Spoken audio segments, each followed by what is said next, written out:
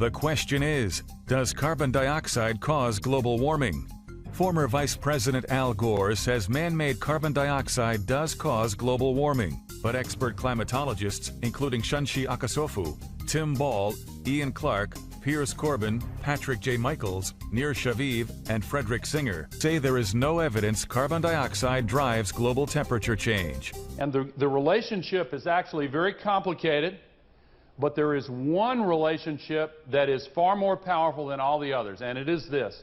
When there is more carbon dioxide, the temperature gets warmer because it traps more heat from the sun inside. Carbon dioxide, having never gone above 300 parts per million, here is where CO2 is now. Way above where it's ever been as far back as this record will measure. Now we'll hear from the expert climatologists. There were periods, for example, in Earth's history when we had 3 times as much CO2 as we have today, or periods when we had 10 times as much CO2 as we have today. And if CO2 has a large effect on climate, then you should see it in the temperature reconstruction. If we look at climate through the geological time frame, we would never suspect CO2 as a major climate driver. None of the major climate changes in the last 1,000 years can be explained by CO2. We can't say that CO2 will drive climate. It certainly never did in the past. Anyone who goes around and says that carbon dioxide is responsible for most of the warming of the 20th century hasn't looked at the basic numbers. This is the record of world temperature during the 20th century used by the IPCC. In the past 150 years, the temperature has risen just over ½ a degree Celsius. But the strange thing is, most of that rise occurred in the early decades of the 20th century, between 1905 and 1940, when industrial production was still relatively small. After 1940, as industry expanded, for some reason the world cooled. This cooling is even more pronounced in other temperature reconstructions. This graph shows temperature change in the Arctic during the 20th century. Again, most of the rise occurs before 1940. And again, during the post-war economic boom, the temperature falls and continues falling for 35 years. CO2 began to increase exponentially in about 1940, but the temperature actually began to decrease 1940, continued till about 1975. So this is the opposite relation. Do we know whether the warming came before the CO2 levels went up or as a result of the CO2 level? Well, the Earth is almost always warming or cooling. The most dramatic example of that is this series of ice ages that we're living through in the last few million years.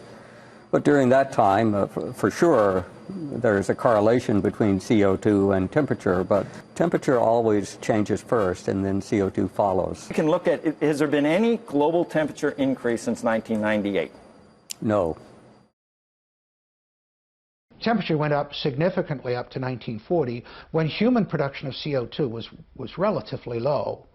And then in the post-war years, when industry and the whole economies of the world really got going, and human production of CO2 just soared, the global temperature was going down. In other words, the facts didn't fit the theory. There have now been several major ice core surveys. Every one of them shows the same thing.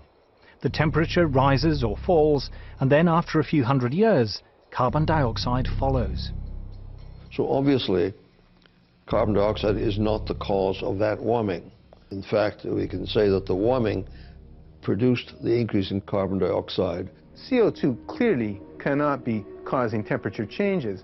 It's a product of temperature. It's following temperature changes. They said, if the CO2 increases in the atmosphere as a greenhouse gas, then the temperature will go up. But the ice core record shows exactly the opposite. So the fundamental assumption, the most fundamental assumption of the whole theory of climate change due to humans is shown to be wrong. But there is one relationship that is far more powerful than all the others, and it is this. When there is more carbon dioxide, the temperature gets Y yo tengo un artículo del 8 de octubre de la revista Time acerca de una compañía llamada Kleiner & Perkins, una de las principales compañías. ¿Tiene usted conocimiento de esa compañía? Sí, yo soy socio de Kleiner & Perkins. Ah, así que usted es socio de Kleiner & Perkins. Ellos han invertido $1.000 millones en 40 empresas que se van a beneficiar de la legislación sobre el impuesto del carbono. Así que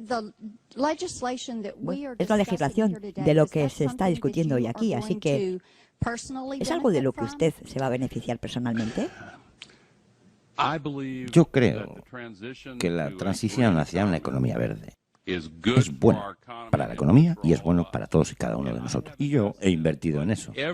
Pero cada penny que he hecho lo he puesto directamente en la organización sin ánimo de lucro Alianza para la Protección del Clima, para extender la conciencia que nos enfrentamos a este reto. Y, señora congresista, si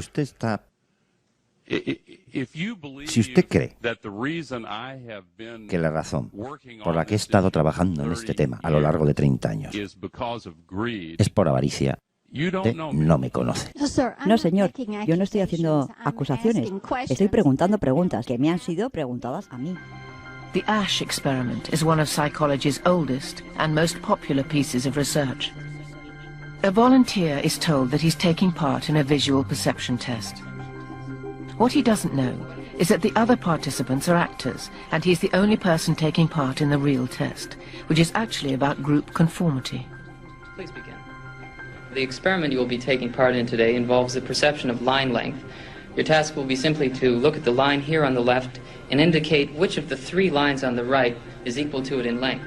So, for example, if you... The actors have been told to match the wrong lines. The volunteer will be monitored to see if he gives the correct answer or if he goes along with the opinion of the group and gives the wrong answer. In the first test, the correct answer is 2. 1. 1. 1. 2. 1. Once again, the correct answer is 2. 3. 3. 3.